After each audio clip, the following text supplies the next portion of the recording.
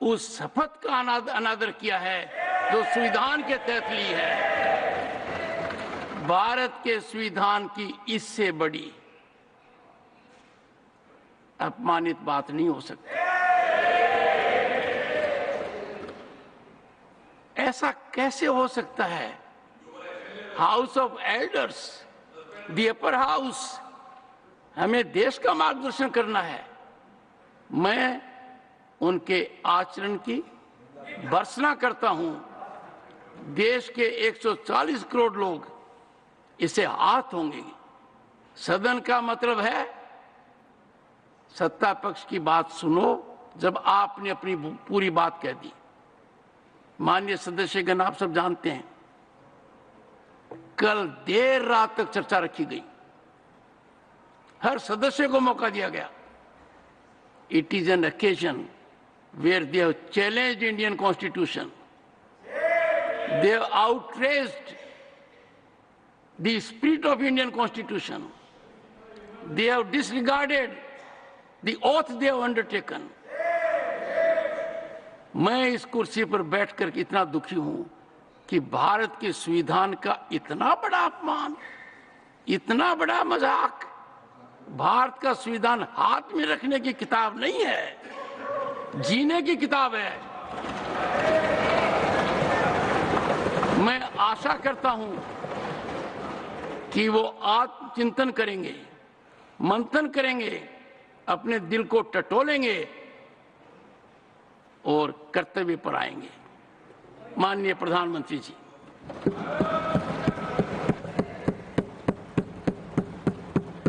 आदरणीय सभापति जी, आपकी वेदना मैं समझ सकता हूं। 140 करोड़ देशवासियों ने जो निर्णय दिया है, जो जनादेश दिया है, इसे ये पचा नहीं पा रहे हैं।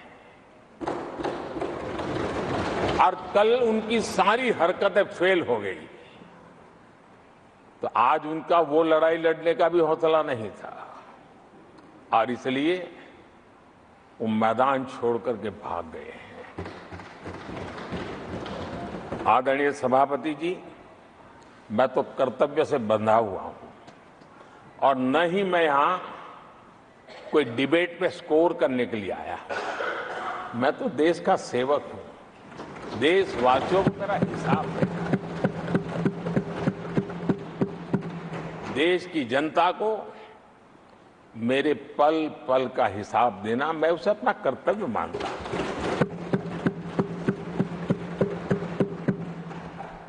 आदरणीय सभापति जी, वैश्विक परिस्थितियां ऐसी पैदा हुई कि फर्टिलाइजर के लिए बहुत बड़ा संकट पैदा हुआ।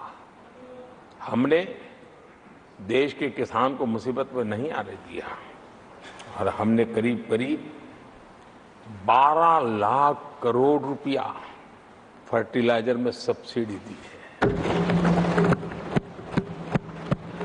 और जो भारत के आजादी के इतिहास में सर्वाधिक है।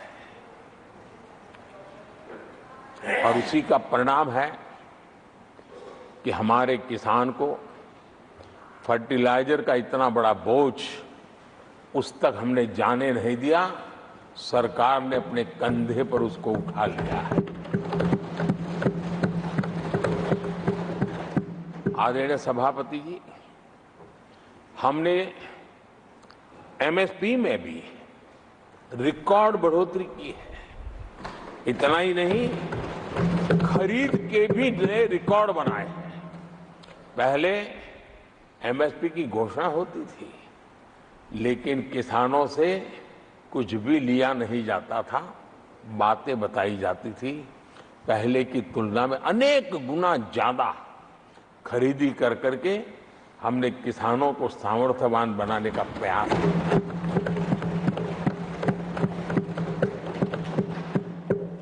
आदरणीय सभापति जी, 10 वर्षों में हमने कांग्रेस सरकार की तुलना में धान और गेहूं किसानों तक 2.5 गुना अधिक पैसा पहुंचाया और हम आने वाले 5 साल सिर्फ इसी का इंक्रीमेंटल वृद्धि करके रुकना नहीं चाहते। हम नए नए क्षेत्रों को, उन कठिनाइयों का अध्ययन करके उसकी मुक्ति के लिए प्रयास कर रहे हैं। और इसलिए आदरणीय सभापति जी, अन्न भंडारण का विश्व का सबसे बड़ा अभियान हमने हाथ लिया है और लाखों की तादाद में विकेंद्रित व्यवस्था के तहत अन्न भंडारणों की रचना करने की दिशा में काम चल पड़ा है। फल और सब्जी एक ऐसा क्षेत्र है, हम चाहते हैं किसान उस तरफ मुड़े और उसके भंडारण के लिए भी एक व्यापक इंफ्रास्ट्रक्चर की दिशा में हम काम कर रहे हैं। आदरणीय सभापति जी, सबका साथ, सबका विकास, इस मूल मंत्र को लेकर के हमने देश सेवा की हमारी यात्रा को निरंतर विस्तार देने का प्रयास किया है। देशवासियों को गरिमापूर्ण जीवन देना, ये हमारी प्राथमिकता रही है। आजादी के बाद अनेक दशकों तक जिनको कभी पूछा नहीं गया, आज मेरी सरकार उनको पूछती तो है, उनको पूजती भी है।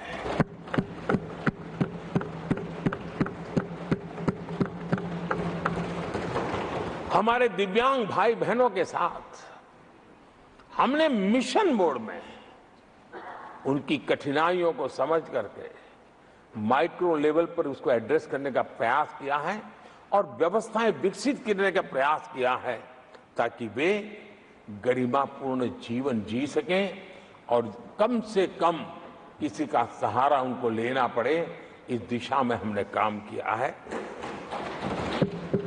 आदरणीय सभापति जी, हमारे समाज में किसी न किसी कारणवश एक उपेक्षित वर्ग, यानी एक प्रकार से समाज में बार बार हरदूत होने वाला वर्ग, वो ट्रांसजेंडर वर्ग है। हमारी सरकार ने ट्रांसजेंडर साथियों के लिए कानून बनाने का काम किया है और जब पश्चिम की दुनिया के लोग ये सुनते हैं तो उनको भी गर्व होता है। जब भारत इतना प्रोग्रेसिव है, भारत की तरफ बड़े गर्व की नजर से देखा जाता है। हमने उनको मुख्य धारा में लाने का प्रयास शुरू किया है। आपने देखा होगा पद्मा अवार्ड में भी ट्रांसजेंडर को अवसर देने में हमारी सरकार आगे आई है।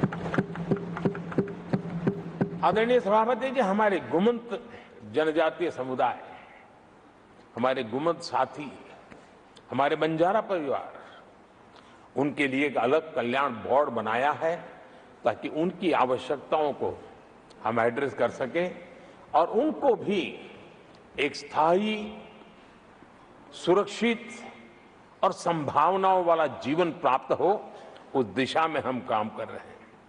आदरणीय सभापति जी, हम एक शब्द लगातार सुनते आए हैं, पीबीटीजी, पीबीटीजी, पीबीटीजी। हमारे जनजातीय समूह में ये सबसे पीछे रहा हुआ और आजादी के इतने सालों के बाद भी जिन्होंने उनको निकट से देखा होगा, पता चलता है कि कैसी हालत में जीते हैं। उनकी तरफ किसी ने नहीं देखा। हमने एक विशेष व्यवस्था की है और पीएम जनमन योजना के तहत 24,000 करोड़ रुपए, ये समुदाय बिखरा हुआ है, छोटी संख्या में है, वोट की उनकी ताकत नहीं है और यहां देश की परंपरा है जिसकी वोट की ताकत है उसी की चिंता करना, लेकिन समाज के ऐसे अति पिछड़े लोगों की कोई चिंता नहीं करता था। हमने वो चिंता की है क्योंकि हम वोट की राजनीति नहीं करते, हम विकास की राजनीति करते हैं। आदरणीय सभापति जी, हमारे देश में पारंपरिक पारिवारिक कौशल्य भारत की विकास यात्रा का और व्यवस्था का एक अंग रहा है। जो हमारा विश्वकर्मा समूह है, जिनके पास परंपरागत से हुनर है और जो समाज की आवश्यकताओं को पूरी करता है, लेकिन उनको कभी एड्रेस नहीं किया गया। हमने करीब करीब 13,000 करोड़ रुपए की योजना से विश्वकर्मा समुदाय को आधुनिकता की तरफ ले जाना, उनके अंदर प्रोफेशनलिज्म आई। आदरणीय सभापति जी, गरीबों के नाम पर बैंकों का राष्ट्रीयकरण तो कर दिया गया था, लेकिन मेरे रेहड़ी पटरी वालों को कभी बैंक के दरवाजे तक देखने की हिम्मत नहीं होती थी, हालत थी। पहली बार देश में पीएम स्वनिधि योजना के तहत रेहड़ी पटरी वालों की चिंता की गई है और आज वो ब्याज के कुचक्र से बाहर आकर के अपने परिश्रम से और ईमानदारी से जो रेहड़ी पटरी वालों को बैंकों से लोन मिले हैं, वे लगातार बैंक वाले भी खुश हैं, लेने वाले भी खुश हैं।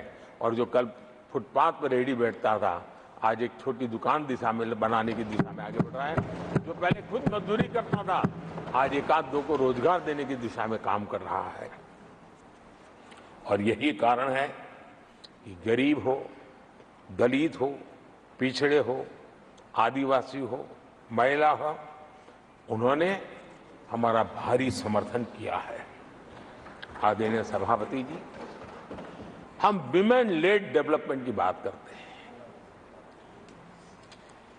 दुनिया के प्रगतिशील देशों के लिए भी विमेन डेवलपमेंट तो बहुत स्वाभाविक स्वीकार करते हैं, लेकिन विमेन लेड डेवलपमेंट की बात करते हैं तो उनके भी उत्साह में थोड़ी कमी नजर आती है। ऐसे समय भारत ने नारा नहीं, निष्ठा के साथ विमेन लेड डेवलपमेंट की ओर कदम बढ़ाए और महिला सशक्तिकरण का लाभ आज दिख रहा है, हर क्षेत्र में दिख रहा है और भारत की विकास यात्रा में वो कंट्रीब्यूट कर रहा है। मैं आदरणीय सांसद सुधा मूर्ति जी का आभार व्यक्त करता हूं कि कल उन्होंने चर्चा में महिलाओं के आरोग्य के विषय पर बल दिया था और उसका महात्म्य क्या है, उसकी आवश्यकता क्या है, उस पर बड़े विस्तार से उन्होंने कहा था। और उन्होंने एक बात ये भी बड़ी इमोशनल बताई थी कि मां अगर चली गई तो उसका कोई उपाय नहीं होता, फिर नहीं मिल सकती। ये भी बड़ी भावात्मकता से उन्होंने बताया था। विमेन हेल्थ, सैनिटेशन, वेलनेस पर हमने 10 वर्षों में एक प्रायोरिटी सेक्टर के लिए आपने काम किया है। आदरणीय सभापति जी, टॉयलेट हो, सैनिटरी पैड्स हो, गैस कनेक्शन हो, प्रेगनेंसी के दौरान वैक्सीनेशन की व्यवस्था हो और इसका फायदा हमारे देश की माताओं बहनों को मिला है। आदरणीय सभापति जी, आरोग्य के साथ साथ महिलाएं आत्मनिर्भर बने, उस दिशा में भी हम लगातार काम कर रहे हैं। बीते वर्षों में हमने जो 4 करोड़ घर बनाए हैं, उसमें से ज्यादातर घर हमने महिलाओं के नाम पर रखे। बैंकों में खाते खुलने से, मुद्रा और सुकन्या समृद्धि जैसी योजना से आर्थिक फैसलों में महिलाओं की भूमिका भी बढ़ी है, भागीदारी भी बढ़ी है और एक प्रकार से वो परिवार में भी अब निर्णय प्रक्रिया का हिस्सा बनने लगी है। आदरणीय सभापति जी, विमेन सेल्फ हेल्प ग्रुप्स, उससे जुड़ी 10 करोड़ बहनें, उनका आत्मविश्वास तो बढ़ा ही बढ़ा है, उनकी आय भी बढ़ी है। अभी तक 1 करोड़ बहनें जो ये सेल्फ हेल्प ग्रुप में काम करती हैं, छोटा छोटा गांव में कारोबार करती है, मिल करके करती है, किसी गांव वालों की भी नजर नहीं जाती इनकी तरफ। आज मैं बड़े गर्व से कह सकता हूं कि उन्हीं में से 1 करोड़ बहनें लखपति दीदी बनी और हम आने वाले समय में ये आंकड़ा 3 करोड़ बहनों को लखपति दीदार बनाने की दिशा में बढ़ा रहे हैं। आदरणीय सभापति जी, सरकार का प्रयास है कि हर नए सेक्टर को हमारी महिलाएं लीड करें, वो अगुवाई करें, उस दिशा में हम प्रयास कर रहे हैं। नई टेक्नोलॉजी आती है, लेकिन महिलाओं के नसीब बहुत बहुत आखिर में आती है। हमारी कोशिश है कि नई टेक्नोलॉजी का पहला अवसर हमारी महिलाओं के हाथ लगे और वे इसको बदलें। और इसी के तहत नमो ड्रोन दीदी ये अभियान बहुत सफलतापूर्वक आगे बढ़ा है और आज गांव में किसानों को मदद करने का टेक्नोलॉजी के माध्यम से काम गांव की हमारी महिलाएं कर रही। और मैं जब उनसे बात कर रहा तो मुझे कह रही है, अरे साहब हम लोग कभी साइकिल भी नहीं चलाना जानते थे, आपने हमें पायलट बना दिया है और पूरा गांव हमें पायलट दीदी के नाम से जानने लगा।